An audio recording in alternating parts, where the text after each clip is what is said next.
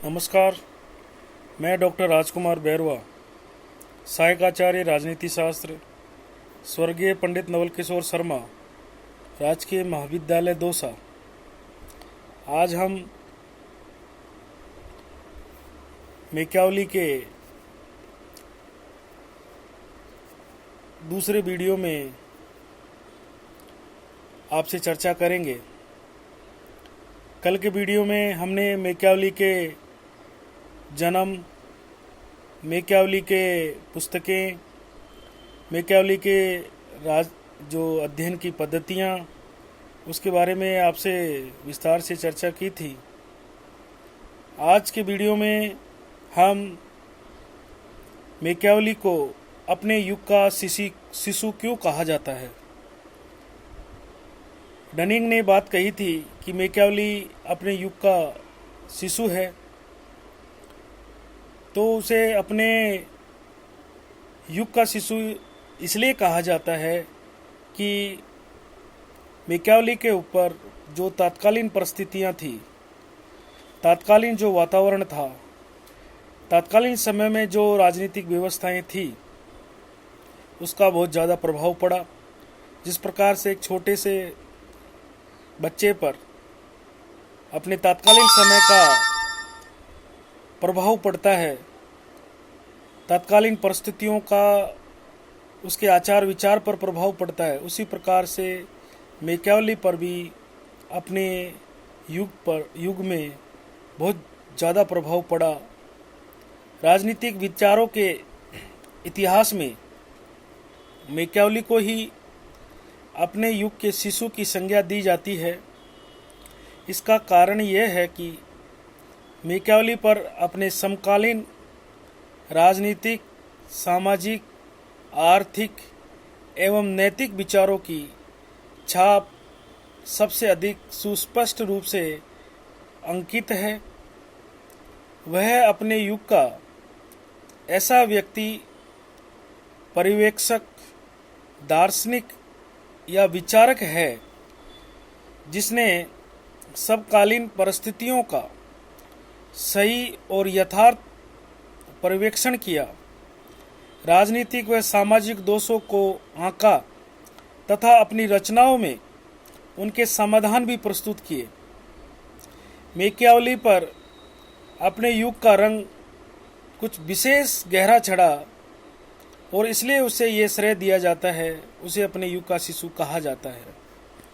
वे बहुत सारे तत्व हैं, वे बहुत सारी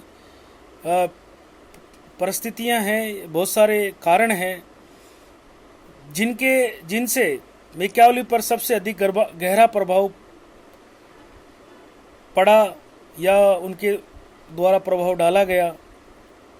उसके राजनीतिक दर्शन का मार्गदर्शन किया और जिनके प्रभाव से वह अपने युग का शिशु कहलाया, उनमें सबसे पहला है पुनर्जागरण आंदोलन।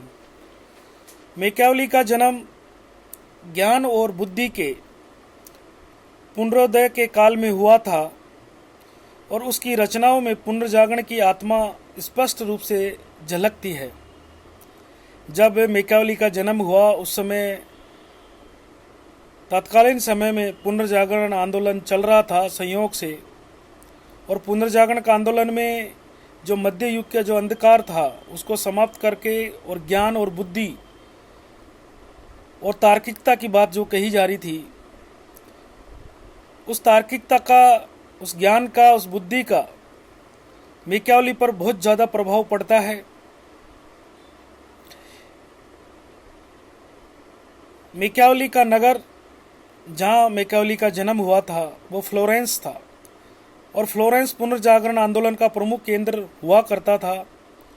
पुनर्जागरण आंदोलन की मुख्य विशेषता ये थी कि वह मध्य युग के प्रभाव से पूर्णतः मुक्ति के उद्देश्य से प्रेरित था। फ्लोरेंस वासी होने के कारण मेक्यावली पर भी इनका गलत प्रभाव पड़ा और उससे प्रेरित होकर मध्ययुगीन धार्मिक और नैतिक मान्यताओं से मुक्त होकर प्राचीन इतिहास के अपने अध्ययन के आधार पर राजनीति के क्षेत्र में सर्वथा नवीन विचारों का प्रतिपादन किया।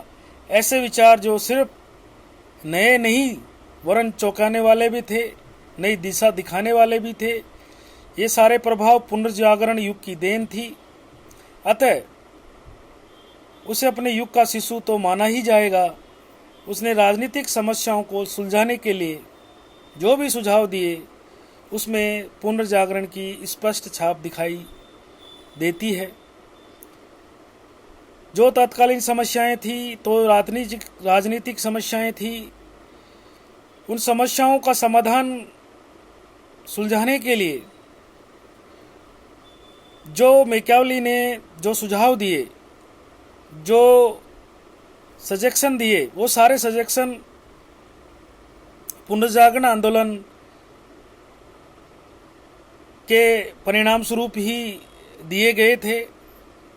तो पुनर्जागरण आंदोलन का भी अपने युग का शिशु होने में मैकियावेली पर सबसे ज़्यादा प्रभाव पड़ता है।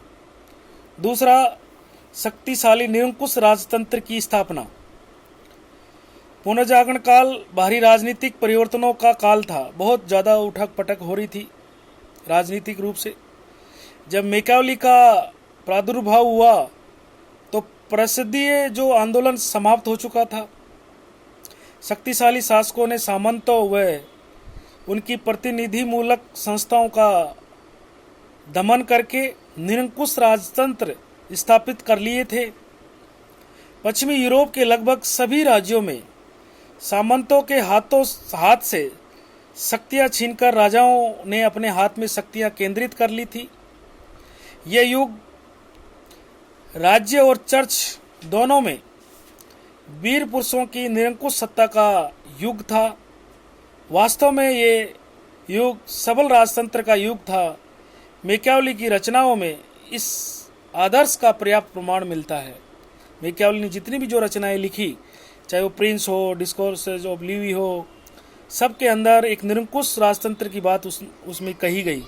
जो सामंत थे, जो अधीनस्थ थे, उनसे सारी शक्तियां राजाओं ने अपने हाथ में शक्तियां लेकर सारी शक्तियां अपने हाथों में केंद्रित कर ली थी। तीसरा, इटली का राजनीतिक विभाजन और उसकी दुर्दशा। शक्तिशाली राज्य थे जर्मनी, फ्रांस की तुलना में इटली 5 राज्यों में बटा हुआ था। ये राज्य आपस में संघर्षरत थे। इटली में फूट थी, गृह युद्ध था, विदेशी व्यक्तियों का, विदेशी शासकों का शासन चल रहा था। अपनी पुस्तक प्रिंस के अंतिम अध्याय में मैकियावेली ने इटली के एकीकरण की इच्छा प्रकट की। चूंकि मैकियावेली एक सच्चा देशभक्त था, अतः वह फ्रांस की भांति एक शक्तिशाली राष्ट्रीय राजा की अध्यक्षता में इन 5 राज्यों का एकीकरण कर इटली को सुदृढ़ राष्ट्र बनाना चाहता था।